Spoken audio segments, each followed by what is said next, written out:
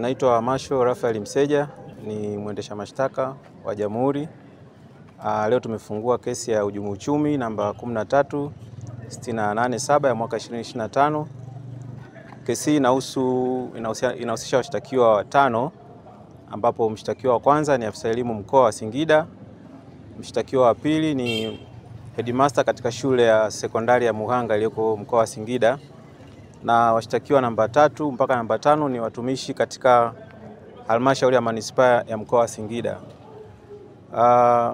Kesi hii inahusisha fedha za umma ambazo zilikuwa zimetengwa kwa sababu ya shughuli za michezo ya shule ya msingi kama UMITASHUMTA kwa mwaka 2023, ambapo mshtakiwa namba 1 afisa elimu mkoa alizichepusha fedha hizi, badala kwenda kufanyia shughuli iliyotegemewa, basi alienda kuzifanyia shughuli za binafsi na hivyo kutengeneza makosa ya uchepuzi.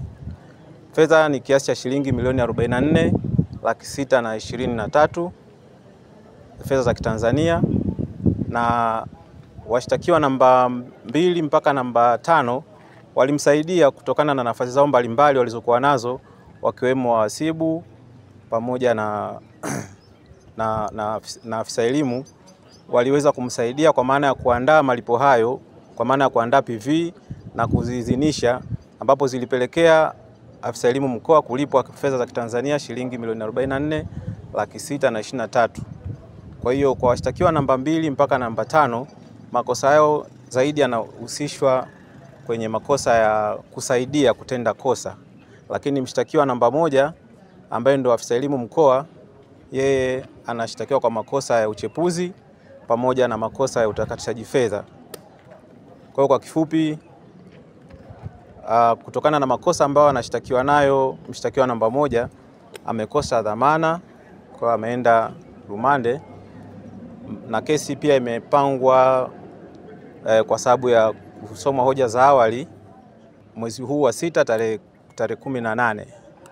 Kwa walioenda rumande kwa leo ni mshtakiwa namba 1 na mshtakiwa namba 5 ambao kimsingi wao wamekosa dhamana. Mshtakiwa namba 5 yeye amekwenda rumande kutokana na kushindwa kukidhi vigezo vya dhamana ambavyo vilikuwa vimewekwa, lakini mshtakiwa namba 1 yeye ameshindwa kutoka kutokana na makosa ya utakatishaji fedha ambayo anamkabili.